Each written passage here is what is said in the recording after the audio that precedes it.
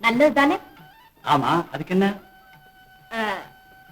உங்க மகளும் அப்படி நிச்சயப்படுத்திக்கிட்டா கோபிக்க மாட்டீங்களே? என்னம்மா சொன்ன? ஒண்ணுமில்ல. நீங்க கண் தெரியாத காலத்துல வரன் தேட கஷ்டப்படணுமேன்னு நானே ஒரு நல்ல வரனை. என்ன? அட கடவுளே, இது விளையாடி விட்டதா? ராணி, கடைசியில் நீ மோசம் போய் விட்டாயா? இல்லையப்பா, மோசம் போகவில்லை. என் உள்ளத்தில் குடியிருப்பவர் உங்களுக்கு பிடித்தமான உத்தமர். ஏமாந்து விட்டேன். நான் ஏமாந்து போய்விட்டேன். நான் எதிர்பார்க்காத பழி வந்து சேர்ந்து விட்டது. அப்பா, நீங்கள் நினைப்பது போல் ஒன்றுமில்லை. நேர்மையின் திரு உருவம் அவர். யார் அவர்? என் கடை முதலாளி. அவரா? அன்றைக்கு சன்மார்க்க செயல்களாக பேசினாரே அவரா? அந்த பெரிய மனிதன் பேருதான் சமரசமா? அப்பா, என்னை மன்னித்து விடுங்கள். அவர் இல்லை. உங்களிடம் நான் இதுவரை ஒளித்து வைத்த குற்றத்தை பொறுத்துக் கொள்ளுங்கள் அப்பா. உண்மையில் என் கடை முதலாளி ராஜா என்ற ஒரு இளைஞர். ராணி, அம்மா ராணி, நான் எதற்காக இத்தனை நாள் பயந்தேனோ அது நடந்தே விட்டது. அப்பா, அணைக்கட்டு வெள்ளத்திலே மிதந்து விட்டது. பாதுகாப்பு வேறு பருவக்காற்றிலே பறந்து விட்டது. நான் என்னப்பா தவறு செய்து விட்டேன்? கல்யாணம் செய்து கொள்ள நினைத்தது தவறா அப்பா? அது எப்படி தவறாக முடியும்? உன்னை எப்படி நினைக்க விட்டது என் தவறு அல்லவா? ஏனப்பா மூடி மூடி பேசுகிறீர்கள்? மனதை திறந்து சொல்லுங்கள் அப்பா. நான் செய்தது தவறுதானா? மனதை திறக்க வேண்டிய அவசியம் இல்லை. என் பெட்டியை திறந்தாலே போதும். இந்த அந்த பெட்டியை தர. ஓம்மா. இல்லை, இல்லவே இல்லை. ராணி விதவை இல்லை. அந்த வைர நிலவுக்கு களங்கம் கற்பித்து என் வாழ்க்கையிலே மண்ணை தூவாதே பாபு. ராணி முகராத முல்லை, கரம்படாத ரோஜா, அவளுக்கு நீயே ராஜா என்றெல்லாம் வர்ணஜால வார்த்தைகளை கொட்டி பொன்னான உன்னுடைய எதிர்காலத்தை நச்சுப்புகையாக மாற்றிவிட வேண்டும் என்ற நாச எண்ணம் எனக்கு கிடையாது நண்பனே. தேவர் மூவரும் அறிய சொல்கிறேன், தீயின் நாக்குகளை தேன்மலரின் செவ்விதழ்கள் என்று நம்பி ஏமாறாதே. என்னடா ஏதோ நாடகத்திலே பேசிய வசனங்களை திருப்பி ஒப்புவிக்கிறானே என்றும் கருதாதே. தோழமையின் உணர்ச்சியிலே ஊற்றெடுத்து வெளிக்கிளம்பும் உண்மைகளப்பா இவைகள். போதும் பாபு, போதும். தென்றலிலே தெரிந்து கொண்டிருக்கும் எங்கள் தித்திப்பான நினைவுகளை அழித்து விடாதே பாபு. எனக்கு என்ன எப்படியோ போ. அவள் ஒரு கைம்பெண், கசங்கிய மலர் என்கிறேன் நான். கருவண்டின் காதலை என்னுடைய குரல் விடாவிட்டால் அதற்கு நான் என்னப்பா செய்ய முடியும்? பாபு, ராணி விதவையாகத்தான் இருக்கட்டுமே, அதனால் என்ன? பொன்மணியும் பூப்பொத்தும் போய்விடலாம். என் கண்மணியின் இளமைதனை இருதயத்தை விதவை கோலம் விழுங்கியதுண்டோ? அப்படியானால் உன் மனம் மறுமணத்திற்கு சம்மதிக்கிறது பாபு. ஆமா, மறுமணத்திற்கு சம்மதிக்கிறது. உன்னுடைய உறுதியை பாராட்டுகிறேன் தோழனே. ஆனால் ஒன்று, அந்த ராணியின் மேல் எனக்கு என்ன தெரியுமா கோபம்? தான் ஒரு விதவை என்பதை இத்தனை நாட்களாக உன்னிடம் சொல்லாமல் மறைத்து வந்திருக்கிறாளே, அவள் எவ்வளவு பெரிய வித்தார கள்ளியாக இருக்க வேண்டும். ஆமா, ஆனால் பாபு, அவள் உண்மையிலேயே விதவையாக இருந்தால் தானே என்னிடம் முன்கூட்டியே சொல்லி இருப்பாள். சரிதான் போ. வேதாளம் மறுபடியும் முறுக்க மரம் ஏறிய கதைதான் உன் கதை. எனக்கு என்ன வந்தது? நீயே கேள் அந்த பசப்புக்காரி ராணியிடம். அப்போது புரிந்துவிடும் அந்த பத்தினியின் பகல் வேஷம் எல்லாம். பாபு, நிதானமாக பேசு. உனக்கும் எனக்கும் மீண்டும் ஏற்பட்டிருக்கும் நட்பும் ஆண்டு போகாமல் இருக்க வேண்டுமானால் இதை போன்ற கலக தம்புராக்களை மீட்டிக் கொண்டிருக்காது. ராஜா கூட நான் ஏன் சேர்ந்தேங்கிறது உனக்கு இப்ப புரியாது. ஆமா ஆமா, பெரிய ரகசியம். போங்க உங்க வேலையை பார்த்துக்கிட்டு. ஏன் தங்க அப்படி கோவிச்சுக்கிற? உனக்காக வைரம் கொண்டாந்து இருக்கிறேன். ஏன் சாப்பிட்டு சாகவா? சாக வேண்டியது நீ நானும் அல்ல, சாக்ரட்டிஸ். சாக்ரட்டிஸ் அவன்தான் சாக வேண்டும். சாக்ரட்டிஸ் செத்துத்தான் ரொம்ப நாளாச்சே. இல்லை கீதா, இப்போது ஒரு சாக்ரட்டிஸ் சாக போகிறார். என்ன? ஆமாம், அடுத்து கெடுக்கும் அத்தியாயம் ஆரம்பமாகிவிட்டது. நாடகத்திலே விஷம் குடித்து சாகும் சாக்ரட்டிஸ் நாடகம் முடிந்த பிறகும் எழுந்திருக்கவே மாட்டான். அவனுடைய வாழ்க்கை நாடகமும் ஒரு வழியாக முடிந்தே விடும். யாரு? ராஜாவியா? ஐயோ, அதெல்லாம் கூடாது. அநியாயம், பெரிய பாவம். பாவத்தை பார்த்தால் நமக்கு பரவசமான வாழ்வு கிடைக்காது. பகைவன் ஒழிந்தான் என்ற நிம்மதியும் பிறக்காது. கீதா, இந்த விஷயத்தை பற்றி நீ யாரிடமும் சொல்லிவிடாதே. நாம் இருவரும் சேர்ந்துதான் திட்டத்தை நிறைவேற்ற வேண்டும்.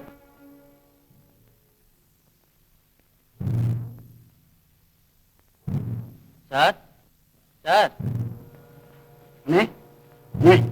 டைம் ஆயிடுச்சு. ஃபர்ஸ்ட் பில் விடுங்க சொல்லாமா?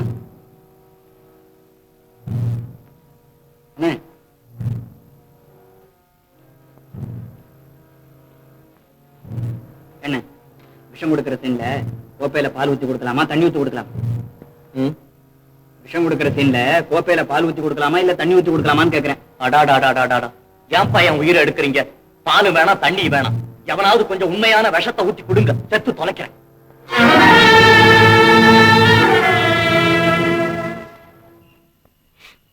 விதவை என்ற சொல்லை விட விஷம் என்ற சொல் சுவையாக இருக்கிறது. இந்த வையகத்தில் வாழ முடியாத நிலை பெற்ற பெண்ணொருக்கு இது போன்ற முடிவை தேர்ந்தெடுத்தது தாங்கள் குற்றமென கருத மாட்டீர்கள் என்று நம்புகிறேன். இப்படிக்கு அன்புள்ள ராணி. என்னம்மா இது, நாடகத்துக்கு வராம? பாப்பா கரண், நல்ல சமயத்தில் வந்த இந்த இந்த கடிதங்களை கொண்டு போய் ராஜாவிடமும் சமரசத்திடமும் கொடுத்து விடு. நீங்க நாடகத்துக்கு வரலையா? வாங்கம்மா, அருமையா இருக்கு நாடகம். உன்னையே நீ அறிவாய், உன்னையே நீ அறிவாய். கிரேக்கத்தின் கீர்த்தி புவனம் அறியாததல்ல. அதற்காக இங்கே விழுந்திருக்கும் கீறல்களை வரைத்திட முயல்வது புண்ணுக்கு புனுகு தடவும் வேலையை போன்றது. அதனால் தான் தோழர்களே, சிந்திக்க கற்றுக்கொள்ளுங்கள் என்று சிறந்தாழ்த்தி உங்களை அழைக்கிறேன். அறிவு, அறிவு அகிலத்தின் எந்த மூலையில் இருந்தாலும் அதை தேடி பெறுவதற்காக உங்களை அழைக்கிறேன். உன்னையே நீ அறிவாய். இந்த உபதேசத்தின் உண்மைகளை உணர்வதற்காகத்தான் என் உயிரினும் இனியவர்களே உங்களை எல்லாம் அழைக்கிறேன். ஏற்றமிகு ஏதென்ஸ் நகரத்து எழில்மிக்க வாலிபர்களே, நாட்டமெடுத்த சமுதாயத்தில் நறுமணம் கமழ்விக்க இதோ சாக்ரடீஸ் அழைக்கிறேன். ஓடி வாருங்கள், ஓடி வாருங்கள். வீரம் விலை போகாது விவேகம் துணைக்கு வராவிட்டால் தீட்டிய வாழும் தினவெடுத்த தோள்களிலே தூக்கிய ஈட்டி மாத்திரம் போதாது வீரர்களே. இதோ நான் தரும் அறிவாயுதத்தையும் எடுத்துக் கொள்ளுங்கள். அறிவாயுதம், அறிவாயுதம் அகிலத்தின் அணையாத ஜோதி. அறிவாயுதமாம், அனைத்துலகம் அடிபணியும் அஸ்திரமா, குமுறும் எரிமலை, கொந்தளிக்கும் கடல், அவைகளை விட பயங்கரமானவன் சாக்ரடீஸ். அவன் தரும் அறிவாயுதம் கிரேக்கத்திலே தயாராகுமானால் நாமெல்லாம் தலை தூக்கவே முடியாது. அனிட்டஸ், என்ன சொல்லுகிறேன்? மிலிட்டஸ், நாம் கீரிய கோட்டை தாண்டாத கிரேக்க மக்களுக்கு அந்த கிழவன் அறிவுக்கண் வழங்குவதற்கு அவனை நாம் அழித்து விட வேண்டும். ஆமாம், அதுதான் சரி. சாக்ரடீஸ், நீ கைது செய்யப்படுகிறாய்.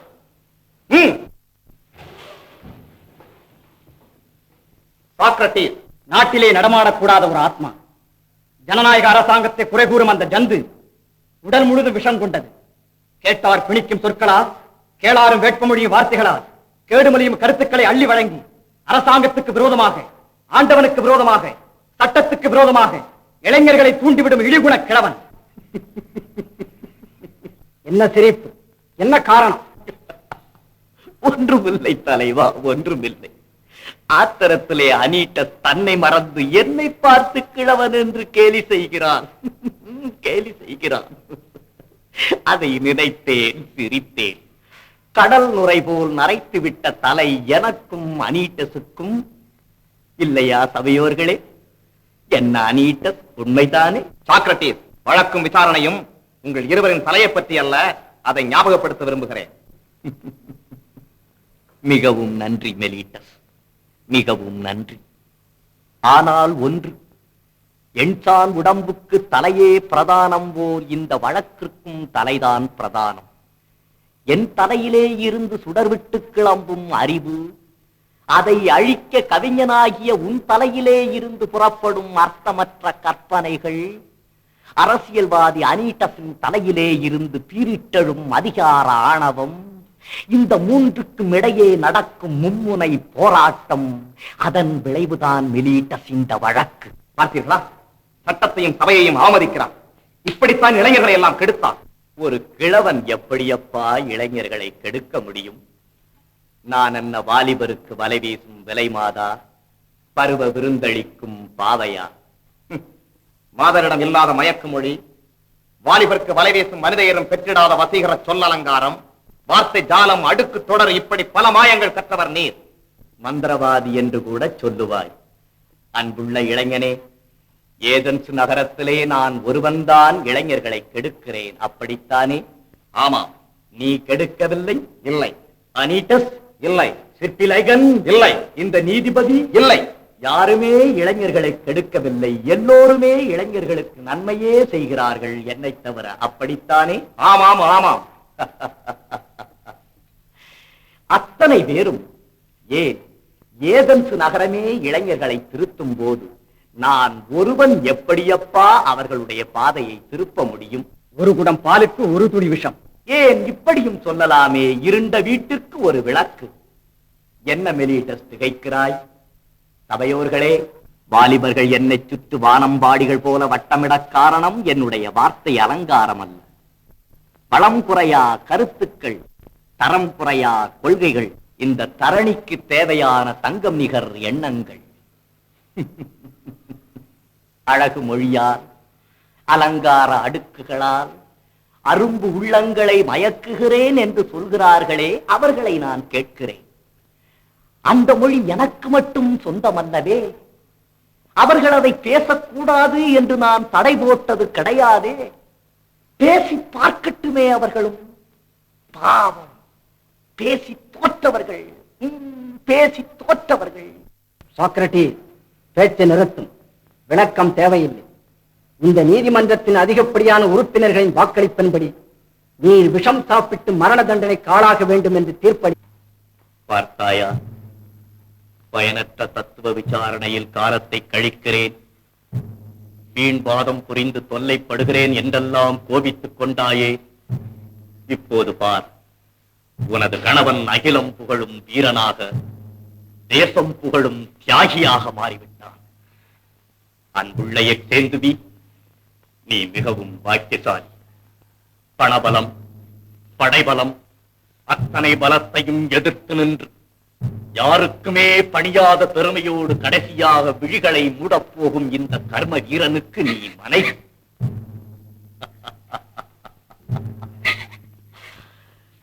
குழந்தைகளை ஜாக்கிரதையாக பார்த்துக் கொள். அவர்கள் பெரியவர்களாக மாறியதும் நேர்மை தவறி நடப்பார்களே. ஆனால் நான் உங்களை திருத்த முயன்றது போலவே நீங்களும் அவர்களை திருத்த முயலுங்கள். நேரமாகிறது, காவலர்கள் கோபிப்பர். நீ போய் வா. கிரீட்டோ, இவர்களை அனுப்பி வை.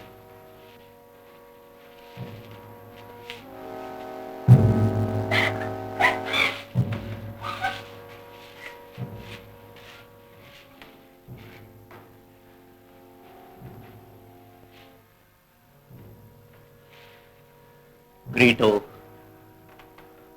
உனக்கு தெரியுமல்லவா, இன்றோடு 30 நாள் சிறைவாசம் முடிந்து நீதிமன்றத்தின் உத்தரவுப்படி விஷம் சாப்பிட்டு சாக வேண்டிய நாள் இதுதான்.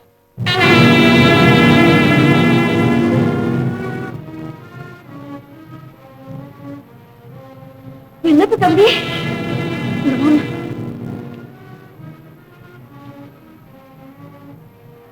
ஐயோ, அருமை நண்பா.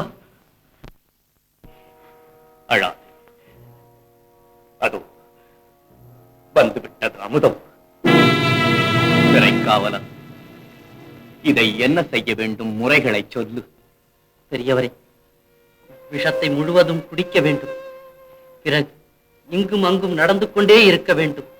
கால்கள் மரத்து போகும் வரையிலே அப்படியே நடக்க வேண்டும். பிறகு உட்காரலாம்.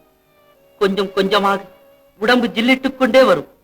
பிறகு படுத்து விட்டால் ஆனந்தமான நித்திரை, கனவு மங்கையாலும் கலைக்க முடியாத நித்திரை. சிறைக்காவலன், கொடியுப்படி. நண்பா, சிறிது நேரம் பொறுத்து கூட சாப்பிடலாம். சிறைச்சாலையிலே அதற்கு அனுமதி உண்டு. கிரீட்டோ, கிரீட்டோ, உனக்கு மிக மிக அற்ப ஆசை, மிக மிக அற்ப ஆசை. இந்த விஷத்தை நான் 2 நாழிகை கழித்து சாப்பிடுவதாக வைத்துக் கொள். அதற்குள் என் இருதை வெடித்து நான் இறந்து விட்டால் பிறகு கிரேக்க நாட்டு நீதிமன்றத்தின் தண்டனையை யார் நிறைவேற்றுவது? புதிய சாக்ரட்டீஸா பிறந்து வரப்போகிறார். கூடாது, கூடாது. இப்போதே சாப்பிட்டு விடுகிறேன். கிரீட்டோ, இந்த விஷம் அழிக்கப் போவது என்னையல்ல, இந்த உடலைத்தான். ஏதென்சின் எழுச்சி மிக்க சிங்கமே, எங்கள் தங்க கிரேக்க பெரியாரே, உம்மையும் எம்மையும் இந்த விஷம் பிரிக்கப் போகிறதா? ஐயோ, நினைக்கவே நெஞ்சு நடுங்குகின்றது. நண்பா, எனக்கு கடைசியாக ஏதாவது சொல்லு.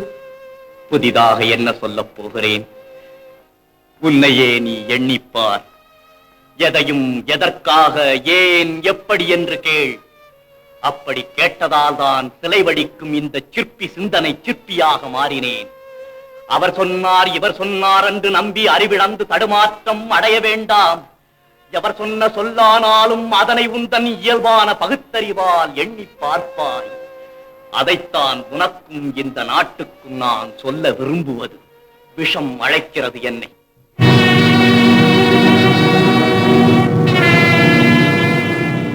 இந்த கிழவன் கிரேக்க நாட்டு இளைஞர்களை கெடுத்ததாக யாராவது உண்மையாக உளமாற நினைத்தால் அவர்கள் என்னை மன்னிக்கட்டும், அவர்கள் என்னை மன்னிக்கட்டும். வருகிறேன். வணக்கம். ஏ ஜெகமே, சிந்திக்க தவறாதே. உன்னையே நீ அறிவாய், உன்னையே நீ அறிவாய். வருகிறேன்.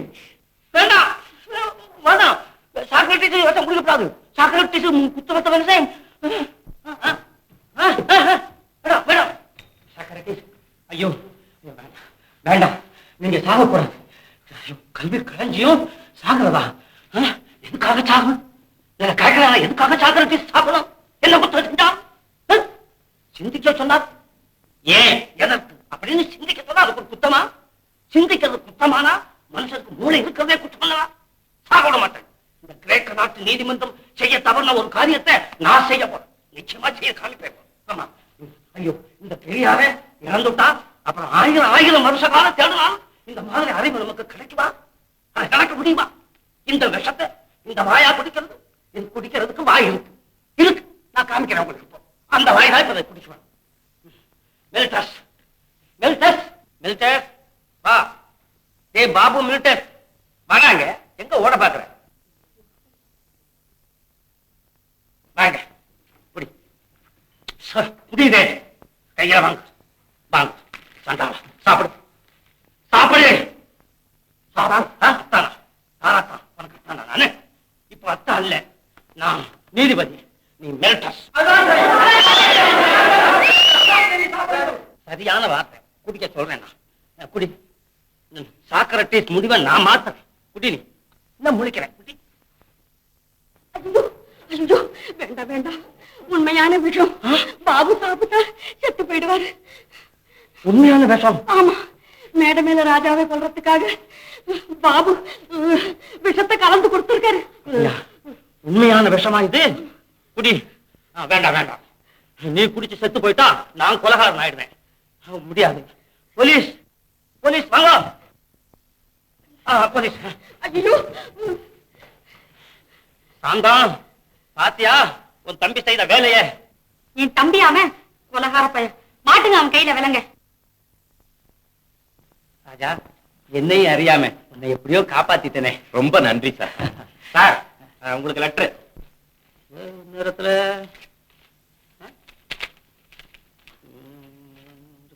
ராணி,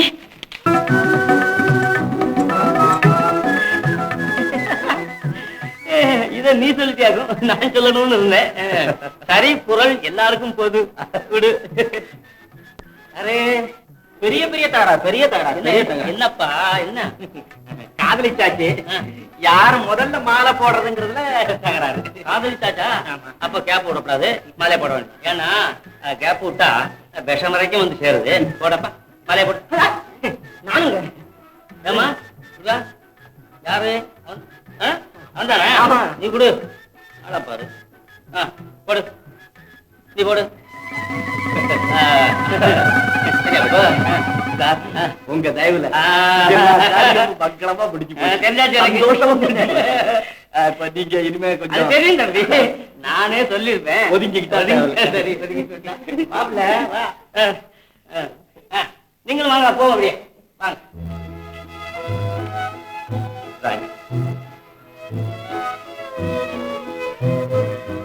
கையை விடுங்கள் ராஜா. கைவிட மாட்டேன் கண்ணே. என் இதயத்தின் வீதியிலே ஜோதி விளக்காக உன்னை ஏற்றி வைத்திருக்கிறேன். குறும்புத்தனத்திற்கு பெயர் போன உன் நீலக்குறு நயனங்கள் காதல் பாஷை பேசுவதை என் இதயத்தின் காதுகளால் கேட்க முடிகிறது. மாதுளை நிறம் காட்டும் உன் மாணிக்க இதழ்கள் உன் மனதை திறந்து காட்டுவதையும் என்னால் பார்க்க முடிகிறது. அந்திவானத்தின் சிகப்பு காட்டும் உன் கண்ண கதுப்புகளில் தோன்றும் மின்னலிலே உன் நெஞ்சின் மென்மை தெரிகிறது எனக்கு. சோதனை போதும் சுந்தரி. போங்கள் ராஜா. ராணி, ஒன்று மட்டும் சொல்லுகிறேன் கேள். எதை மறைத்தாலும் மறைக்கலாம். இந்த காதல் இருக்கிறதே, அதை மட்டும் என்றுமே மறைக்க முடியாது, தெரியுமா?